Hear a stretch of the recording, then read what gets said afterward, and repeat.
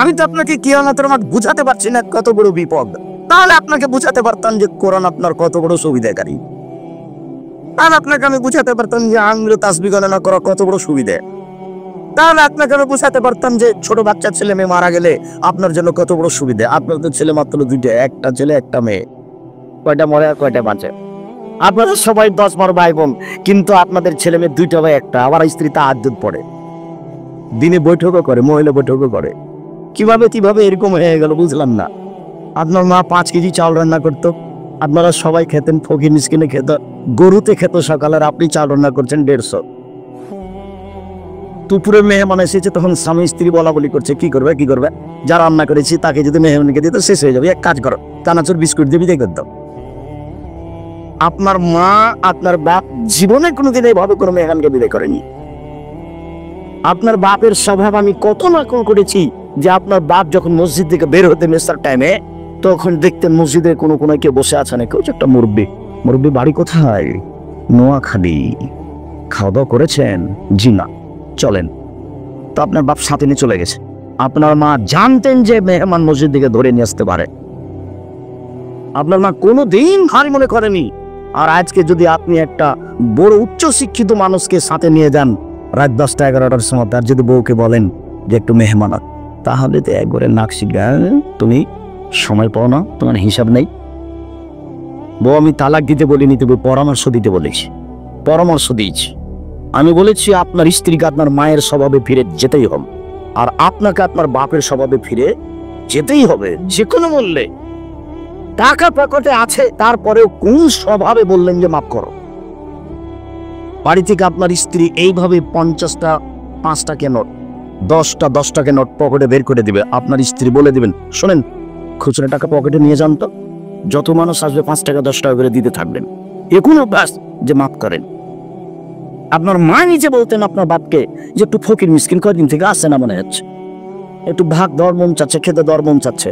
আর আপনার স্বভাব ভোকাল সামনে যদি একজন ফকির বসে আছে দরজায়, আপনি মোটর সাইকেল নিয়ে ঢুকছেন, খুব অসুবিধা, তখন আপনি বলছেন সরে তো সরে, তাড়াহুড়ার সময় রাস্তা ঘেরে আসুন। আপনার মার স্বভাব এরকম, আপনি স্বভাব এরকম। ভালোবাসা কিভাবে আপনি পাবেন আল্লাহ? বিবেচনা করুন সম্মানিত দিনী ভাই বোন। শুনুন, কোরআন পক্ষ কথা বলতে পারে, কোরআন বিপক্ষ কথা বলতে পারে। বিপদ ঘনিয়ে আসছে। উসমান রাদিয়াল্লাহু তাআলা আনহু বলেন, রাসূল সাল্লাল্লাহু আলাইহি সাল্লাম বলেছেন, খায়রুকুম মান তাআল্লামাল কোরআন আল্লামাহু। তোমাদের মধ্যে সবচেয়ে উত্তম ভালো মানুষ হচ্ছে সেই যে কোরআন মাজিদ পড়ে আর একজনকে পড়ায়। আয়েশা রাদিয়াল্লাহু তাআলা আনহা বলেন, রাসূল সাল্লাল্লাহু আলাইহি সাল্লাম বলেছেন, আল মাহিরু বিল কোরআনি মা সাফারাতিল কিরামিল বারারা। যারা কোরআন মাজিদ বুঝে পড়ে তারা কিয়ামতের মাঠে দামি সম্মানিত লেখক ফেরেশতাগণের সাথে থাকবেন। আপনাকে আমি এখন বুঝাতে পারবো যে আপনার কত বড় সম্মান। আমি একটা খাকসার মানুষ, আপনার মনটা চাচ্ছে যে আব্দুর রাজ্জাক সাহেবের পাশে বসে একটু ছবি উঠালে খুব ভালো লাগতো। আপনি কত ব্যস্ত না, আর সাদা আছে যে আমি একটা সাধারণ খাকতার, আমার আর কি দাম আছে? আমি কচুর পাতার পানি নড়চড় করি তো গেল। আর কচুর পাতার পানি বুঝেন? এইটুকু সামান্য মানুষ। আর আল্লাহর নবী বলছেন, হাদিস বুখারী মুসলিম, যারা কোরআন মাজিদ বুঝে পড়ে তারা জিবরাইলের মতো ফেরেশতার সাথে থাকবেন বিচারের মাঠে, তারা সম্মানিত লেখক গণের সাথে থাকবেন বিচারের মাঠে। আমি আপনাকে কি দিয়ে বুঝাই কোরআন বুঝে পড়া কত উপকার, আমি জাতিকে বুঝাতে পারলাম না। তাই মাঝে মধ্যে বলি, আল্লাহ যদি আমাদের দিয়ে খেদমত নাও তাহলে জাতির সামনে আমাদেরকে গ্রহণীয় করো, আর যদি আমাদের দিয়ে না চলে তাহলে এমন সম্মানিত উচ্চ শিক্ষিত জ্ঞানী গুণী পণ্ডিত মানুষকে নিয়ে আসো যারা জাতির সামনে নির্বিঘ্নে কোরআন হাদিসের কথা বলতে পারবে এবং জাতি তাদের কথা মেনে চলবে, তারা বুঝবে কোরআন কি জিনিস। এরকম মানুষ তুমি দাও, আর নাহলে আমাদেরকে সে মানে নিয়ে চলো। তুমি তো পারো, তুমি তো সবকিছু করতে পারো, তোমার রহমতের আশা ধারে বলছি তুমি এইটুকু করো। পরের বাক্যে আয়েশা রাদিয়াল্লাহু তাআলা আনহা বলেন, ওয়াল্লাযী ইয়াকরাউহু ওয়া ইয়াতাতাউ ফীহি ওয়া শাক্কুন আলাইহি।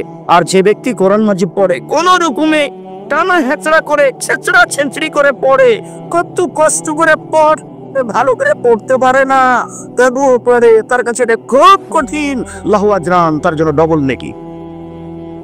হাদিস বুখারী মুসলিম। জনৈক হাফেজ ইমাম আপনাদের গ্রামে গেছেন ফুফুর বাড়ি বেড়াতে, তো আপনাদের গ্রামের ইমামটা ভালো করে কোরআন মাজিদ পড়তে পারে না, কোন রকম করে ইমামতি করেছে মাগরিবের সালাতে। সালাত শেষ হতেই এই হাফেজ সাহেব লাফিয়ে উঠেছে। জি না, এর নামাজ হয়নি, এ ভালো করে উচ্চারণ জানে না, এর নামাজ বাতিল, নামাজ হয়নি, আবার নামাজ পড়াতে হবে। হাফেজ সাহেব, কোরআনে ভুল হলে, সুন্দর কেরাত না হলে নামাজ হবে না, এরকম কোনো হাদিস আপনাকে কেউ বলেছে কি? আপনি তো জানেন না। শিক্ষক তো আপনার হাঁটুর উপরে মেরে হাঁটুর মালাকে ফাটে অচল করে রেখেছে। তাই তো আপনি মাথায় একটা লম্বা টুপি দিয়ে উপরে একটা লাল রুমাল দিয়ে মানুষের বাড়ি খেয়ে বেড়ান। এই তো আপনার কাজ। কোরআন হিফজ করার পরে 16 বছর পড়তে হবে। তোমাকে বলছি, আরেকজনের গায়ে হাত দিয়ে আছো নাকি?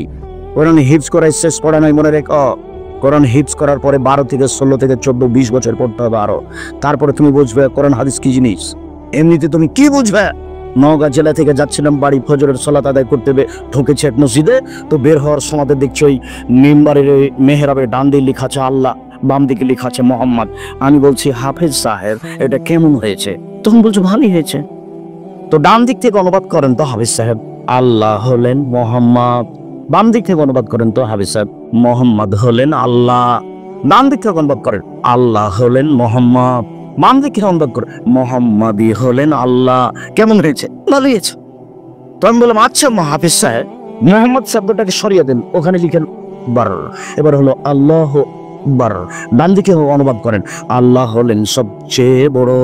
বাম দিক থেকে অনুবাদ করেন, সবচেয়ে বড় হলেন আল্লাহ। ডান দিক থেকে অনুবাদ করেন, আল্লাহ হলেন সবচেয়ে বড়। বাম দিক থেকে অনুবাদ করেন, সবচেয়ে বড় হলেন আল্লাহ। কেমন হয়েছে? ভালোই তো হয়েছে। মানে তার কাছে কোনো পার্থক্য নেই। জনাব, আপনাকে আমি অনুরোধ জানাচ্ছি, আপনি হিফজখানা শুধু খুলে চালু রাখবেন না, হিফজখানার সাথে কোরআন হাদিস ছেলে শিখবে এরকম তো 5ম শ্রেণী পর্যন্ত রাখেন। না পারলে তো জাতির জন্য জামিয়া সালাফে ডাঙ্গিপাড়া পবরাত চাই, জামিয়া সালাফে রূপগঞ্জ নারায়ণগঞ্জ ঢাকা আছেই। আমার মনে বড় সাপ, এদেশের মাটিতে আমি উন্নত মানের প্রতিষ্ঠান গর্বই করবো ইনশাল্লাহ।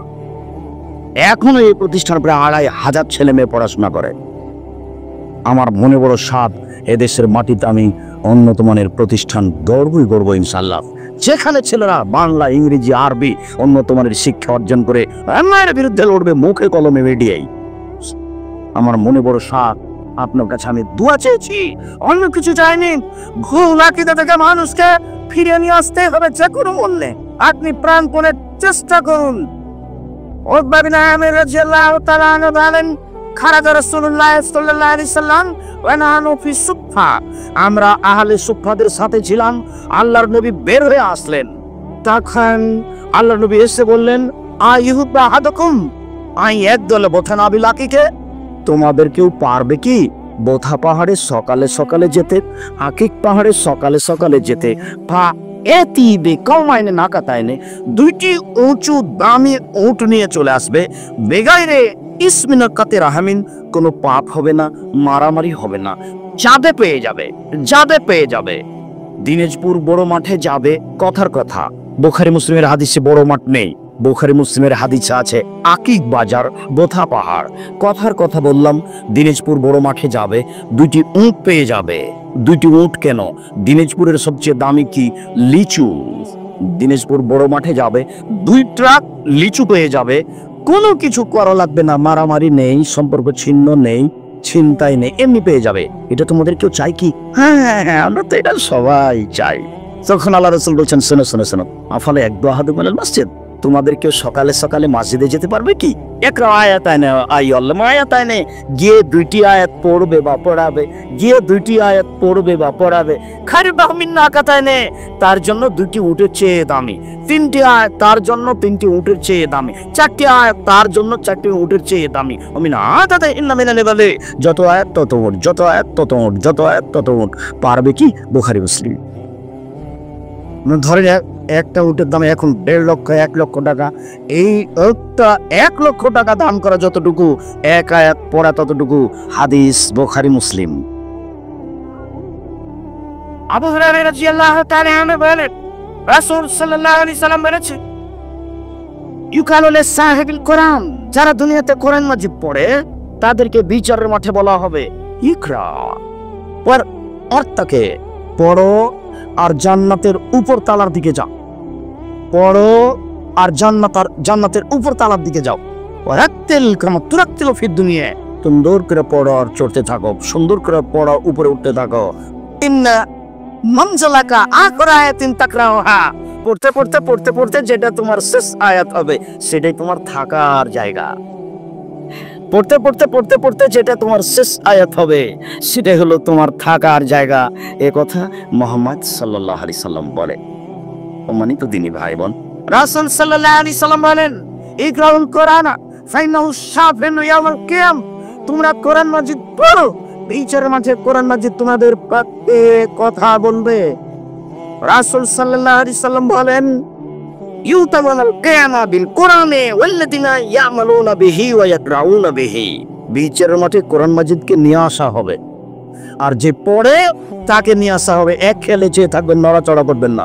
এই ছেলে, তোমাকে বলছি তুমি কারো গায়ে হাত দিয়ে বসে থাকো না, একবারে প্রস্তুত রেডি, পাখি যেন মনে করে তুমি পাথর। এইভাবে এক খেলে চেয়ে থাকবা। বিচারের মাঠে আল্লাহ কোরআন মাজিদকে নিয়ে আসবেন আর আপনাকে নিয়ে আসবেন।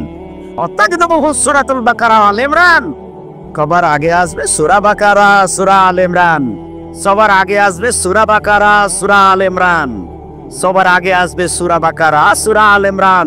তাহাজ্জুদে আসাবেহিমা, দুইজনের পক্ষে আল্লাহর সাথে তর্ক ঝগড়া লাগিয়ে দিবে। তোমার তর্ক, আল্লাহ বলবেন না এ পাপী জাহান্নামে যাবে। সূরা বাকারা সূরা আল ইমরান বলবে জি না, কখনো হতে পারে না, এদেরকে আগে জান্নাতে দিতে হবে, তারপরে কোনো কথা। তার নাম তর্ক, তার নাম ঝগড়া, তুমুল তর্ক লাগিয়ে দিবে। সূরা বাকারা আর সূরা আল ইমরান আপনার পক্ষে হয়ে। ইমাম আবদাহিলি রাদিয়াল্লাহু তাআলা আনহু বলেন, রাসূল সাল্লাল্লাহু আলাইহি সাল্লাম বললেন, ইকরাউ সারাইনে, তোমরা উজ্জ্বল দুটি সূরা পড়ো, তোমরা উজ্জ্বল দুটি সূরা পড়ো, সূরাতুল বাকারা আর সূরাত আল ইমরান। সূরা বাকারা পড়ো, সূরা আল ইমরান পড়ো। ইয়াতিয়ানি ইয়াউমাল কিয়ামা কান্নাহুমা গায়াতানে কান্নাহুমা গামামাতানে কান্নাহুমা ফিরকানে মিন তাইরিন সাফিন, সূরা দুটি আসবে যেন দুটি মেঘখণ্ড, সূরা দুটি আসবে যেন দুটি সামিয়ানা, সামিয়ানা বুঝেন তো? সূরা দুটি আসবে যেন সূরা দুইটি পাখির ঝাঁক যারা ডানা মেলে আছে, সূরা দুটি আসবে যেন দুটি মেঘখণ্ড, সূরা দুটি আসবে যেন দুটি সামিয়ানা, সূরা দুটি আসবে যেন তারা পাখির ঝাঁক। জানে লাসাবেহিমা, তর্ক লাগিয়ে দিবে যারা পড়েছে তাদের পক্ষে হয়ে। এরপরের কথাটুকু শোনেন তো, রাসূল সাল্লাল্লাহু আলাইহি সাল্লাম বলে, শুনো, ইন্না সূরাতুল বাকারা, তবে সূরা বাকারার বিশেষত্ব, বিশেষ কথা, জরুরি কথা, ইন্না আকজাহা বারাকা, সূরা বাকারা যে পড়বে তার বাড়িতে বরকত নাজেল হবে। অতাকাহা খাসারা হাসারা, কেউ যদি সূরা বাকারা না পড়ে তাহলে তার বাড়িতে অশান্তি, অবিরাট, অন্যায়, দুঃখ, ব্যথা, আফসোস, বেদনা সব নেমে আসবে। অলস ব্যক্তিরা সূরা বাকারা পড়তে পারে না, অলস ব্যক্তিরা সূরা বাকারা পড়তে পারে না, অলস ব্যক্তিরা সূরা বাকারা পড়তে পারে না। সূরা বাকারা, সম্মানিত দিনী ভাই বোন, খণ্ডকালীন সূরা বাকারা সূরা আল ইমরান। আবু হুরায়রা রাদিয়াল্লাহু তাআলা আনহু বলেন যে আল্লাহর নবী আমাকে পেত্রার সম্পদ, চাউল, গম এগুলো দেখাশোনা করতে বললেন। আবু হুরায়রা, জি তুমি এই যাকাতুল ফিতরা পাহারা দাও তো। আবু হুরায়রা, আচ্ছা ঠিক আছে আল্লাহর নবী দিচ্ছি। রাতে চোর আসলো, ব্যাগে জিনিসগুলো ভরতে লাগলো, আমি চোরকে ধরে নিলাম। তখন তোর বল, আমি গরিব মানুষ, আমাকে দয়া করে ছেড়ে দেন, আমার অনেক ছেলে মেয়ে আছে। আমার অন্তরে দয়া হলো, আমি ছেড়ে দিলাম। সকালে রাসূলের সাথে দেখা, আল্লাহ রাসূল বলেন, আবু হুরায়রা, জি চোরের সাথে কি করেছ? আল্লাহ রাসূল, ও বলছে যে আমি গরিব মানুষ, আমার ছেলে মেয়ে আছে, আমি ছেড়ে দিয়েছি। তখন আল্লাহ রাসূল বলছেন, আচ্ছা ও মিথ্যা কথা বলেছো, আবার আসবে। পরের দিন ঠিকই ও এসেছে, ব্যাগে জিনিস ঢোকাচ্ছে, আমি ধরে নিলাম। তখন আমাকে বলছে, আর আসবো না, ছেড়ে দিন, আর আসবো না। তো ছেড়ে দিলাম। সকালে দেখা, আবু হুরায়রা, জি চোরের সাথে কি করেছো? আল্লাহ রাসূল, ও বলছে যে আমি আর আসবো না, আমি তাকে ছেড়ে দিয়েছি। কে যদি আপনার সাথে এরকম কথা বলে, ভুল স্বীকার করে, তাহলে আপনি তাকে ছেড়ে দিবেন। ভুল স্বীকারের পরে তার বিচার করতে যায় না। তখন আল্লাহ রাসূল বলছেন, দেখো ও মিথ্যা কথা বলেছে, ও আবার আসবে। পরের দিন দেখি ঠিকই ও এসেছে, ব্যাগে জিনিস ঢুকাচ্ছে। আমি ধরে নিলাম, আমি বললাম তুমি বলেছো আমি আর আসবো না, তবু এসেছো, তোমাকে রাসূলের কাছে নিয়ে যাব। তখন বলছে আরে শোনেন শোনেন শোনেন, আমি একটা কথা আপনাকে শিখিয়ে দিই। যখন আপনি বিছানায় শুইতে যাবেন, এই যা আমি তো এলাম আপনার আছে কা, যখন তুমি বিছানায় শুইতে যাবা ফাকরা আয়াতুল কুরসি, তখন তুমি সূরা বাকারা হতে আয়াতুল কুরসি পড়ো। লাইয়াজালা হাফিজুন মিনাল্লাহ, আল্লাহর পক্ষ থেকে সকাল পর্যন্ত একদম রক্ষক থাকবে। লায়াকরুকা শয়তান, শয়তান তোমার পাশে আসতে পারবে না। তুমি আয়াতুল কুরসি পড়ো, সূরা বাকারার খণ্ডকালীন আয়াত, সূরা বাকারার আয়াতুল কুরসি পড়ো, রাতে পড়ে ঘুমিয়ে যাও, শয়তান তোমার নিকটে আসতে পারবে না।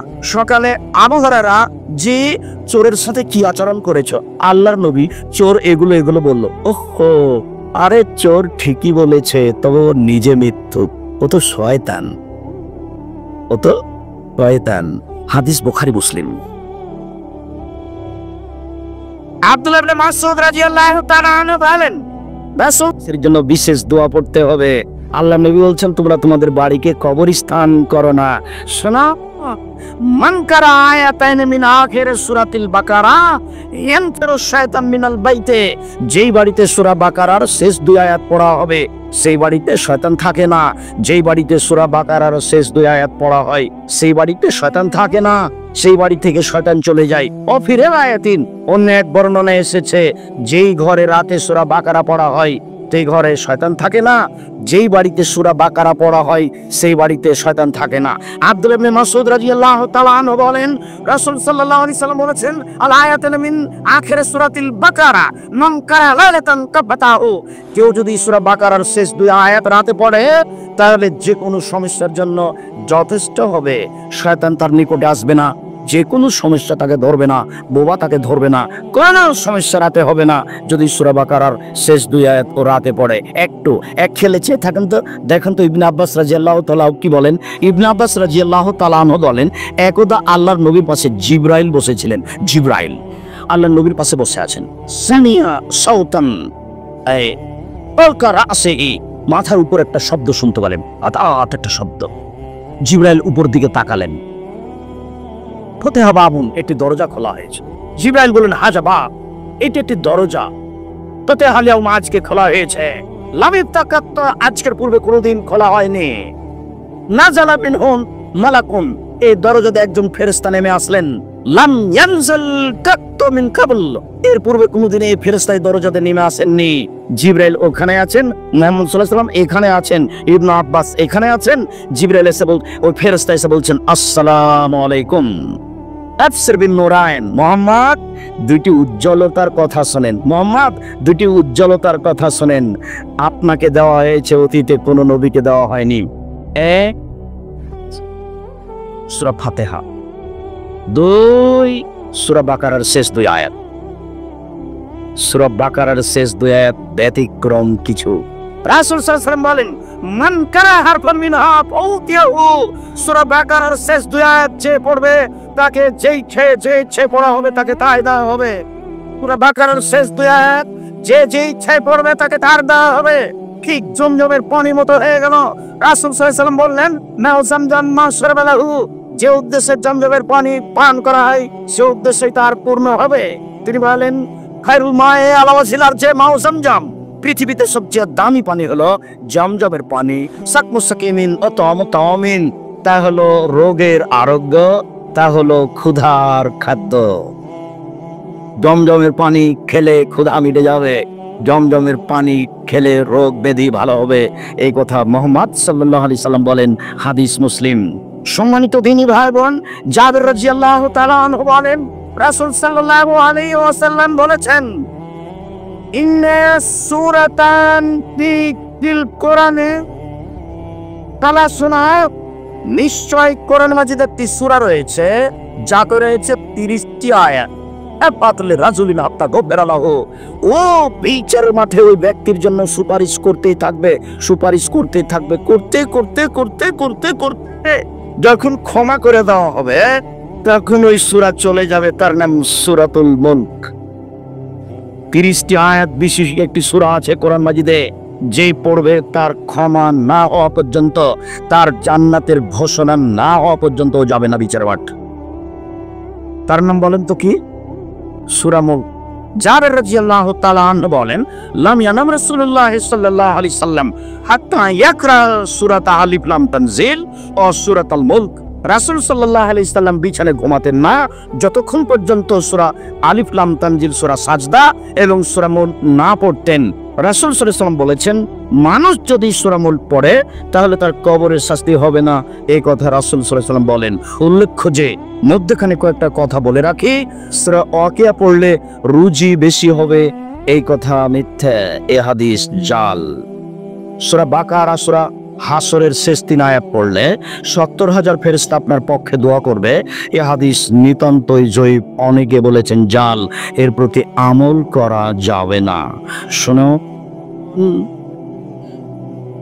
সূরা ইখলাস, ব্যতিক্রম গতি, ব্যতিক্রম নীতি। একজন লোককে আল্লাহর নবী দায়িত্বশীল করে যুদ্ধে পাঠালেন। ওই লোক যতবার কোরআন মাজিদ পড়ে সলাতে ততবার শেষে সূরা ইখলাস পড়ে, যতবার কোরআন মাজিদ পড়ে সলাতে ততবার সূরা ইখলাস পড়ে শেষে। সবাই এসে রাসূলের কাছে অভিযোগ করলো, আল্লাহর নবী, আমাদের নেতা খালি সূরা ইখলাস পড়ে, আমাদের নেতা খালি সূরা ইখলাস পড়ে। তখন আল্লাহর নবী বললেন, তোমরা তাকে জিজ্ঞাসা করো কেন সূরা ইখলাস পড়ে। তখন লোকটিকে জিজ্ঞাসা করা হলো, কেন আপনি সূরা ইখলাস পড়েন?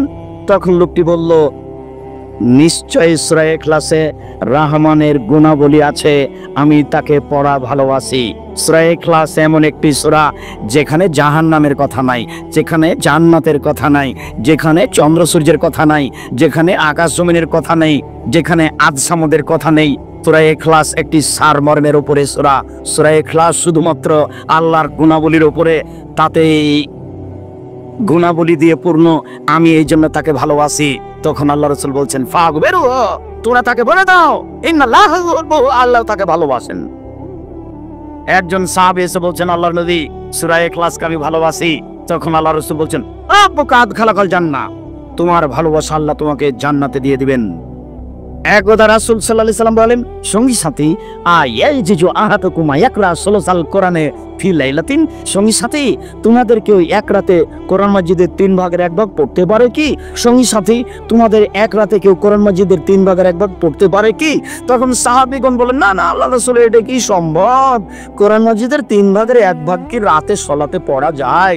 তা কি সম্ভব? তখন আল্লাহর রাসূল বলছেন, আরে শোনো শোনো শোনো, সূরাতুল ইখলাস তাদের সুলুসাল কোরআনে, সূরা ইখলাস হচ্ছে কোরআনের 3 ভাগের 1 ভাগ, সূরা ইখলাস হচ্ছে কোরআনের 3 ভাগের 1 ভাগ, সূরা ইখলাস হচ্ছে কোরআনের 3 ভাগের 1 ভাগ। সূরা ইয়াসিন পড়লে কোরআন মাজিদ একবার পড়লে 10, সূরা ইয়াসিন একবার পড়লে কোরআন মাজিদ 10 বার পড়ার সমান নেকি হবে, এই কথা মিথ্যে, হাদিসটি জাল। সূরা ইখলাস 3 বার পড়লে একবার কোরআন মাজিদ পড়ার সমান নেকি হবে। নেকি খালি লুটে নেন, ব্যাগ ভর্তি করে নেন, 3 বার সমান 1 বার, 3 বার সমান 1 বার, 3 বার সমান 1 বার। হাদিস সহিহ, বুখারী মুসলিমের হাদিস। নেকি লুটে ব্যাগ ভর্তি করে নেন, আল্লাহর রহমতের কোনো অভাব নেই। বিচারের মাঠে যে যা চাইবে, এই দুনিয়াতে মানুষ যে যা চাইবে একসাথে যদি চায়, পৃথিবীতে জিন ইনসান একসাথে যদি আল্লাহর কাছে চায়, নিজ নিজ প্রয়োজন চায়, কেউ চাইলো দিনাজপুর শহরে 1টি বাড়ি, কেউ চাইলো 1টি ভ্যান, কেউ চাইলো ঢাকা শহরে 3টি বাড়ি, যার যেটা প্রয়োজন, জিনের প্রয়োজন, মানুষের প্রয়োজন, একসাথে আল্লাহ সবাইকে সব দিয়ে দিলেন, আল্লাহর নিকট থেকে কমে যাবে না।